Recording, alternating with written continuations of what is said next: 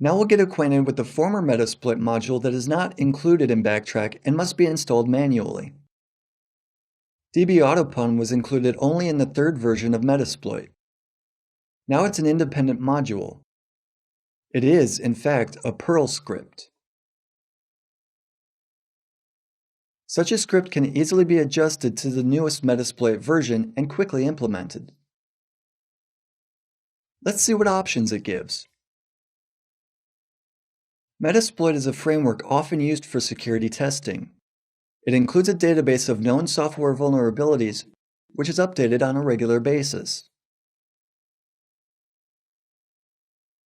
The p-parameter option, which the script offers, allows you to select well-known exploits stored in the database.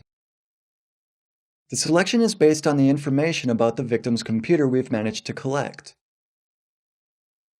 METASPLOIT will try to execute those exploits on the designated remote host. The r-parameter option will additionally force the remote host to make a callback connection if the whole operation is successful. This will establish a connection session. The e-parameter option initiates the scanning of all hosts saved on the database. Below you can see what the full command should look like.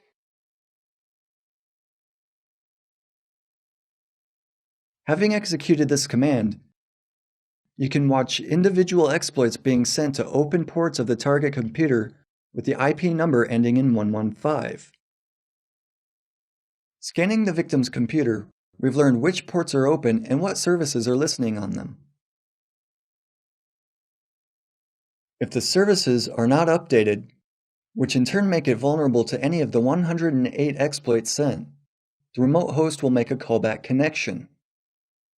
This will give us full control over it.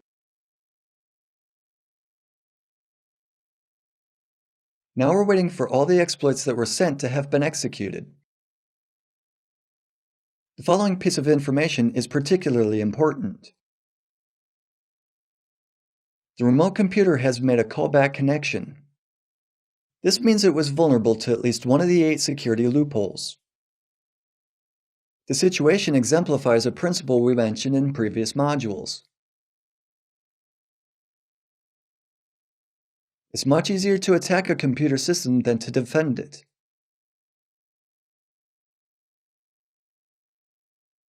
The attacker wins if she finds only one weak point in the system. The defender must make sure that his system is protected against all kinds of attacks. In our demonstration, one vulnerability has been detected. After the last exploit is executed, we'll get through to METASPLOIT and be able to list all active sessions.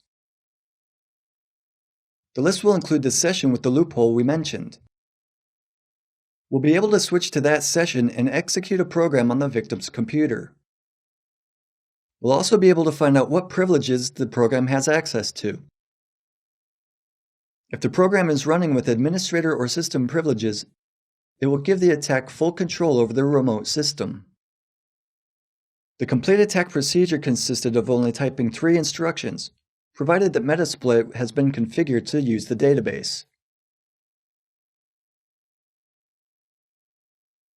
We have already learned that a session is established. Therefore, we will terminate the last module of the procedure and check active sessions.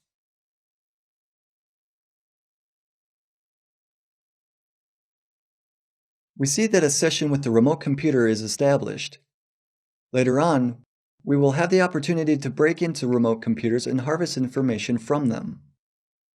Now we will connect to the active session. Next, we will try to connect to the remote system. As you can see, it's Windows XP. We've recognized the system. Now let's try to run something on it. After connecting with the system, we're able to see the processes running on the victim's computer. One of the names signifies the calculator application which we've remotely started. Please note that it's running with system privileges. This means we have full control over the remote host. There's nothing that we could not do. Regardless of the user logged in at the moment of attack, we've acquired maximum privileges.